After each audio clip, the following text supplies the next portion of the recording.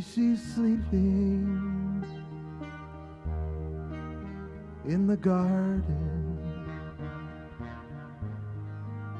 made of leather.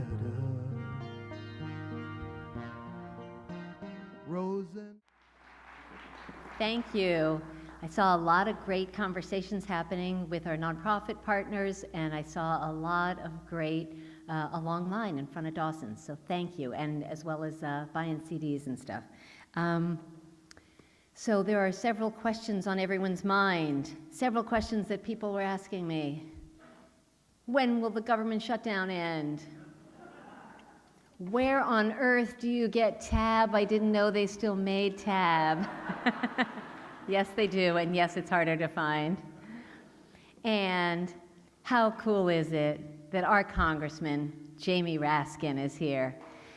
Jamie is such... Where is he? He's got to be like on his way out as I talk about him and say nice things about him. There he is. I hear his voice. So Jamie is such a rock star and such a rising, thoughtful, brilliant leader in the Democratic Party and for our nation.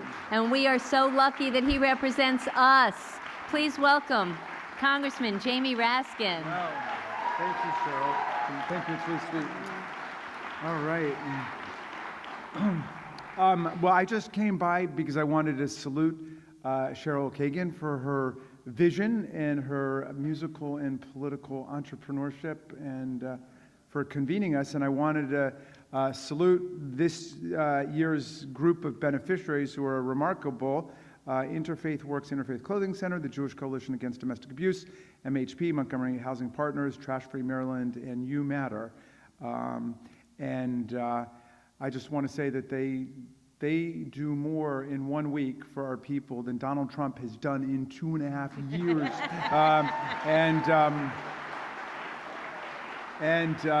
By the way, somebody should tell the president, or at least any grown-ups surrounding him who are left, that the government cannot help people if the government is not open.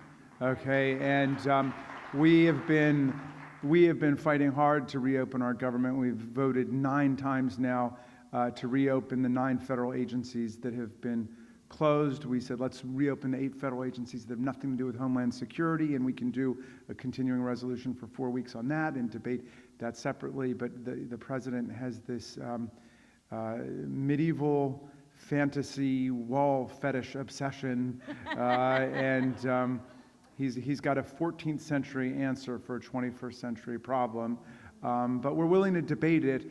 But in the United States of America, we don't hold the Congress, the federal workforce, and the people hostage over a policy disagreement, okay? So anyway, I just wanted to say we're fighting hard to reopen the government. Nancy Pelosi was out of town today, so I got to be the speaker pro tem. I was like the acting speaker. And I got up here and say, hey, where's my gavel, you know? And I was thinking, I was reflecting when I was up there, wow, like, you know, Nancy Pelosi has stood here, Tip O'Neill, Henry Clay. Then I was thinking, so is Newt Gingrich and Dennis Hastert. And, I just want to say I love the inaugural. I love you all for coming and being part of this great political, musical culture of the resistance in Maryland. It's very meaningful that you guys are all part of it. And I trace these extraordinary, remarkable, unforgettable years we're living through, not to when Trump took over. I don't know, did you guys go to that inauguration? Or I couldn't make it myself. But I trace it not to that day, but to the next day with the Great Women's March on Washington. And the highlights of this period have absolutely been the moments of massive popular organizing and resistance to what they've done. And when it's all over, I'm going to write the collected chants of the resistance during the Trump period, and maybe I'll leave you with a couple of them because, well, one was I started them at the first Women's March because we got back in my daughter, the youngest daughter, said, "Dad, what did you think?" I said, "It was like the greatest political day of my life, but there was one problem. They didn't have any chants about the emoluments clause." And Tab said, "Dad, nothing rhymes with the emoluments clause," which I took as a challenge. And I said, "Well, how about this? How about stop Trump, stop Pence, impeach them for emoluments?"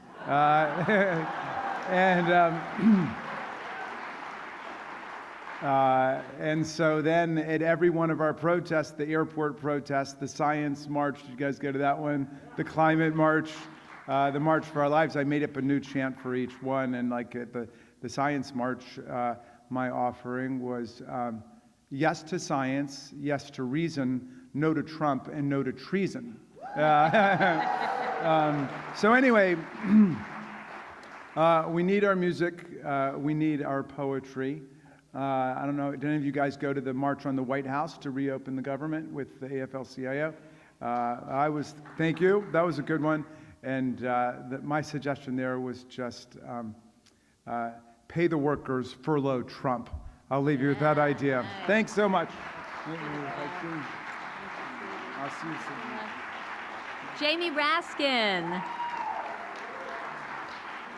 I want to mention again, he was a sponsor of tonight's event, generously did that.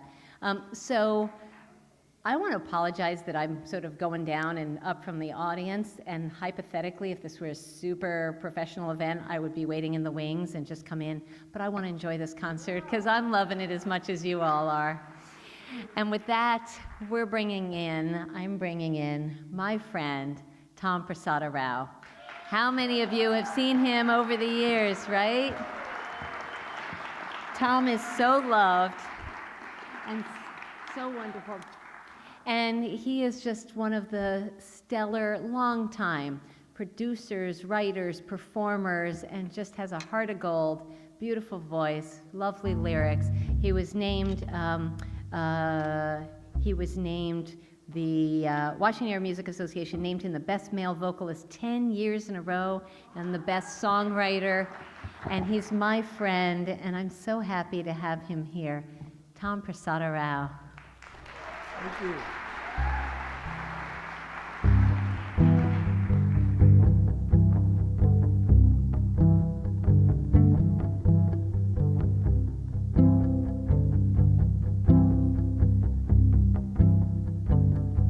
They've got a name for people like me. Some folks on the street think that they see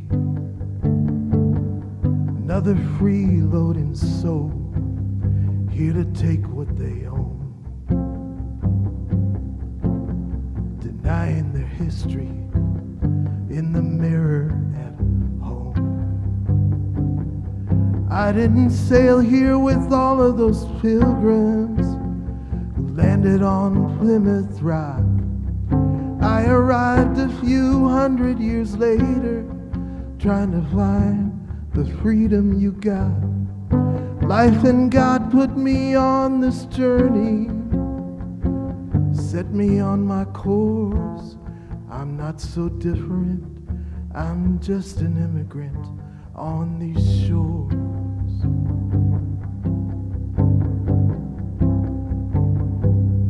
I found a home halfway around the world, like my grandfather did in the land of his birth. And I didn't know just what to expect, but I followed my heart and I have no regrets. I didn't sail here with all of those pilgrims who landed on Plymouth Rock. I arrived a few hundred years later, trying to find the freedom you got. Life and God put me on this journey, set me on my course. I'm not so different, I'm just an immigrant on these shores. Who came first? Who came late? Do we keep the doors open or just close the gate? Blow out the torch, bury the dream, and make a liar of the lady in green. I didn't sail here with all of those pilgrims who landed on Plymouth Rock. I arrived a few hundred years later, trying to find the freedom you got. Life and God put me on this journey, set me on my course. I'm not so different, I'm just an immigrant on these shores. Yes, I am. I'm not so different, I'm just an immigrant on these shores.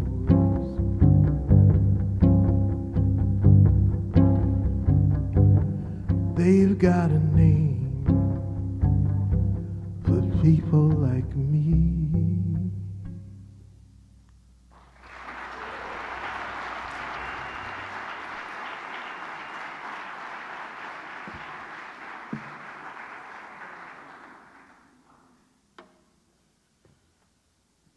Well, I was looking through some old songs and I decided to resurrect one that I wrote 25 years ago when there was a different Speaker of the House. And much to my amazement, I hardly had to change any words. I just had to change one color. I changed it from silver to orange.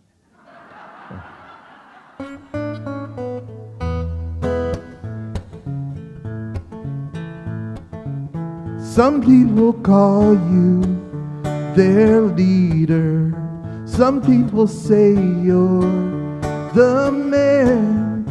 Some people think you're a meanie and a little Mussolini. We had McCarthy in the 50s and left the cap on the jar. Now you're the genie, Mr. Meanie. You're a little Mussolini.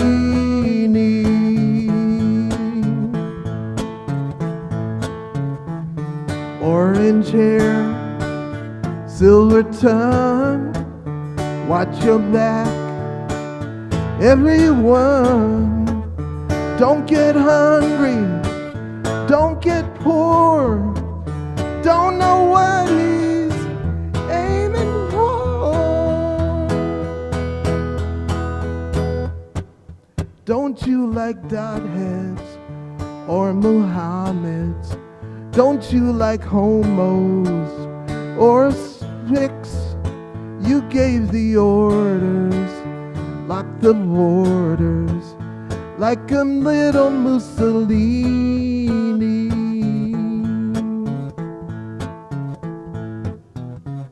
Silver hair, silver tongue, watch your back, everyone. Don't get hungry, don't get poor, don't know what he's aiming for. I'm not as smart as your smart ass. I'm not as slick, smooth, or strong, but your heart's as small as your peenie. You're a little Mussolini, and you've got a little weenie. You're a little Mussolini.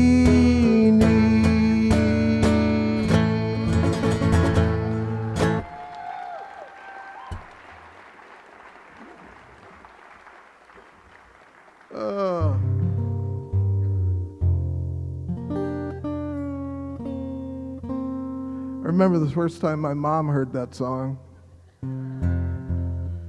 She came up to me afterwards and said, "Son, please try not to write any more bad songs. I told her I'd try.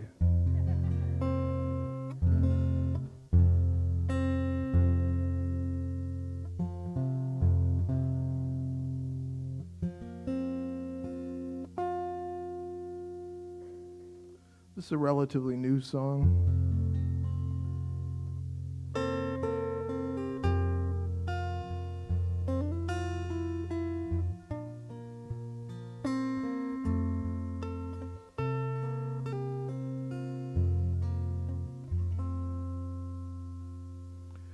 Do unto others, do unto others as you'd have them do to you. So it is written, if we just listen to the gospel truth.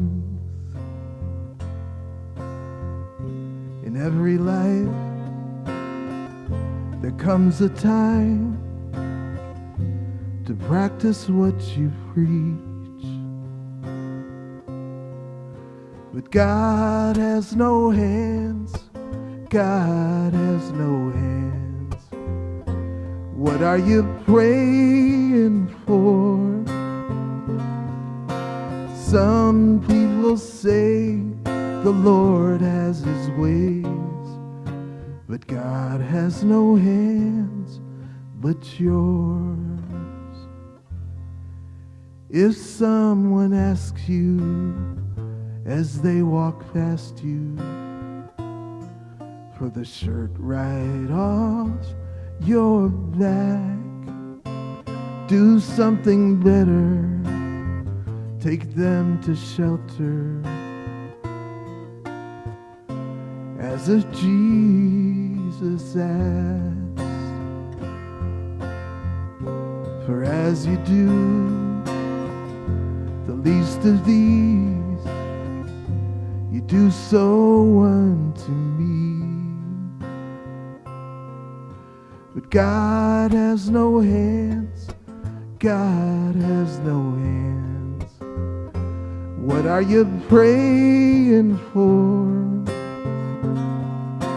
Some people say the Lord has his ways, but God has no hands but yours.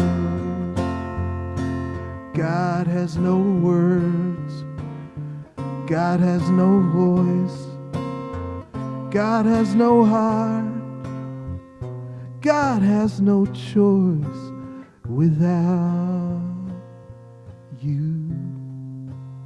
Sing it with me. God has no hands, God has no hands. What are you praying for? Some people say the Lord has his ways, but God has no hands but yours.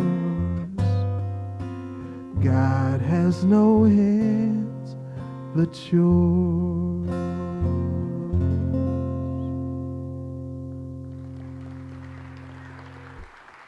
Thank you.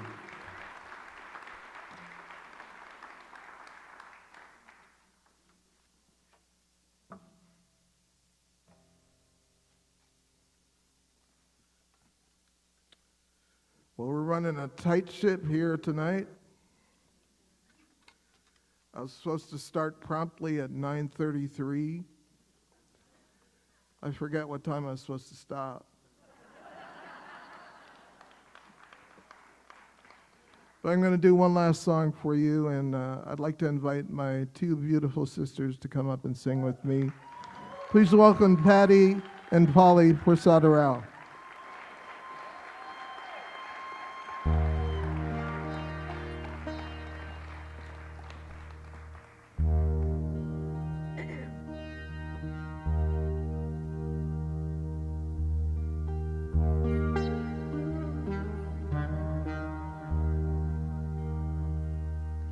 I'm going to sing a phrase and you sing it back to me, okay?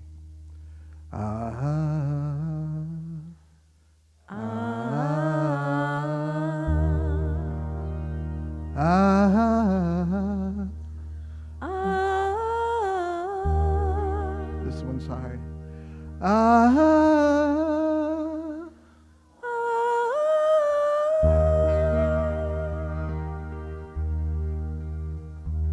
parents moved to Tacoma Park when I was 3 or 4 years old and never have figured out which. And my first memory of my dad and my indelible memory of my dad is every night after dinner, he would go into the living room and listen to music. And usually, a lot of times, he'd pick out the one Ravi Shankar album we had in our collection. And he'd put it on the turntable, turn up the volume really loud, go to the wall, switch off the lights, and come back to the middle of the living room floor carpet and sit down there and sit still and just wait for the music to start. And if you've ever listened to a Ravi Shankar album, you know the music takes frickin' forever to get going. So my dad would sit still there for the longest time, and usually that's all it was, you know. He'd kind of get into it, you know, and he'd nod his head here and there. But there was one time in particular where me and my brother were sort of sneaking looks at him from the kitchen, where my dad literally got up on his feet and started whirling around the room like a dervish. And I remember telling my brother, there's something really wrong with Dad today. But that memory just sticks in my brain every time I talk to my dad, especially every time I'm far away and I call him on the phone. That's how I see him. So I'd like to ask you to sing this song with me as sort of a benediction for the night, for all those people out of work, for all those people who have no place to live, for all those people who have no food on their table. Let's sing them a song and then go out and make their world better.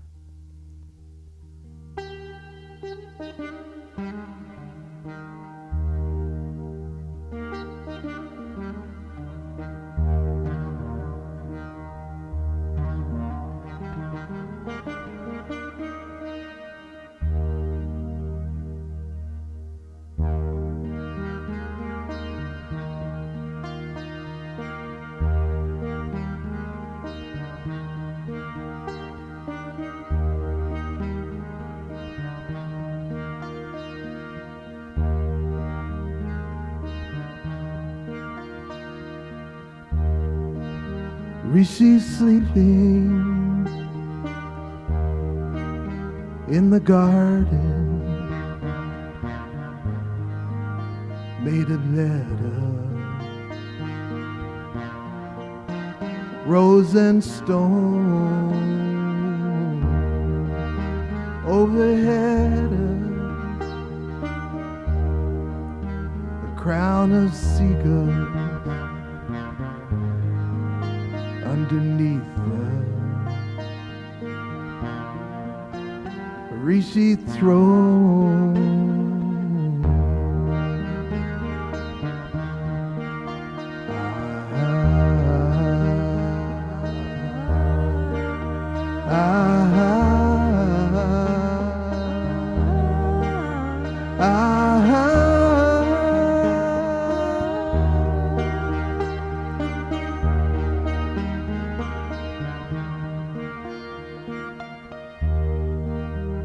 Rishi rises, head turned sideways, understanding every song in the garden. Rosebuds glisten in the path of Rishi's son.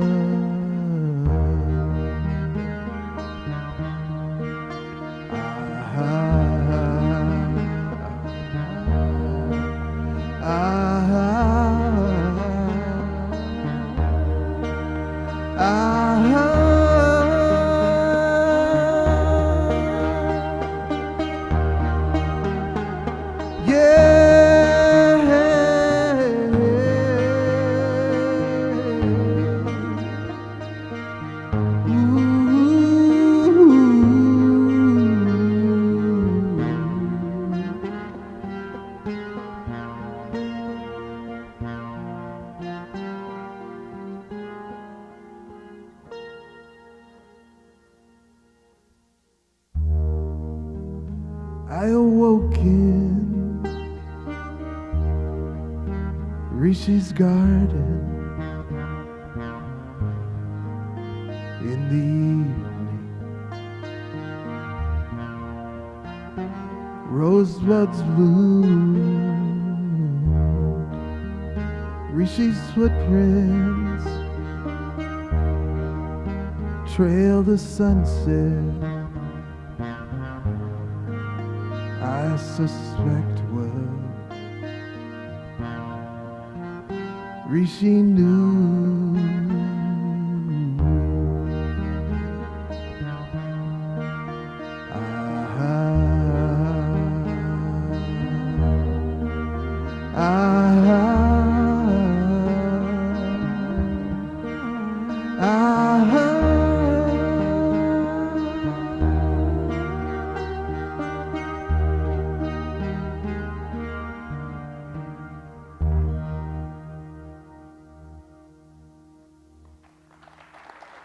Thank you very much. Thank you, Patty and Polly. Thank you.